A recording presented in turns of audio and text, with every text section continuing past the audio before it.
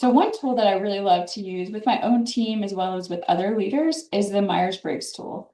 It's called the Myers-Briggs type indicator. It can really be valuable to us to be able to deepen our own self-understanding, to understand others better, and to encourage communication, engagement, in ways that work for all of us. So today we're going to dig into the INFP type. INFP, we'll often call them the thoughtful idealist. So as introverts, they are more battery power. They need that time to recharge on their own. As intuitives, they're big picture, what if, what could be. Feelers, they're really driven by values oftentimes. And then perceivers want to keep their options open as long as possible, like more open to flexibility and change than some other folks are. So today we'll give you a few tips for if you are an INFP, like how to make sure that you allow your strengths to shine at work, and then some ways, like one stretch opportunity. And for folks who are working with INFPs, we'll give you 3 ways to support them. So keep listening. So core traits of INFPs, they're often very reflective. So introverted, big picture thinkers, very reflective, driven by their values. So anytime you see an F in a Myers-Briggs profile, they're often very driven by their values. And then creative. So that intuitive and perceiving together makes people typically like really open to creativity. INFPs in particular are very like outside of the box thinkers and creators. So some strengths at work that you might see are they're empathetic. So really wanting to know more about people, wanting to support people where they are. They can be very authentic. So what you see is what you get, and purpose driven. So again, values are really important to them. They want to share their values at work.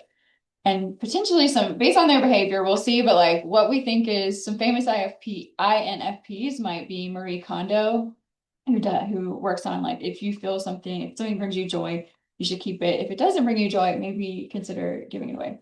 Another potential famous INFP is Lady Gaga, very creative, outside the box, and then Nicole Kidman, as well as Morgan Freeman. If you think of other folks who might be INFPs based on these descriptions, let us know in the comments. And so here are 2 tips if you're an INFP, ways to be able to have your strength shine. And so one is to tie your work to values. So your values are probably really important to you. If not, if you haven't like dug into those, make sure that you take some time to identify what are the things that matter most to you in the world. And when something matters a lot to you, you really can engage deeply and you want to have that connection to yourself. Don't ignore that inner compass. Really make sure that you take time to dig into what is important to you and see where there's a connection to those values in the work and the way that you operate out in the world.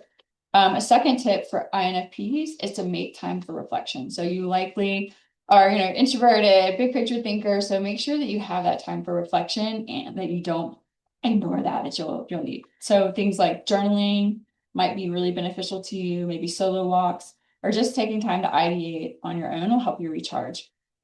A stretch opportunity for INFPs is to share your ideas with folks sooner. So I'm guessing that you are very creative. You are thinking through what your ideas are, and we want to hear those from you. So sometimes introverts don't share as quickly as our extroverted friends do. So please make sure that you think of ways like to be able to share those ideas with folks before they're even perfect. It doesn't have to be perfect. No idea is perfect, but really take time to share those ideas with folks.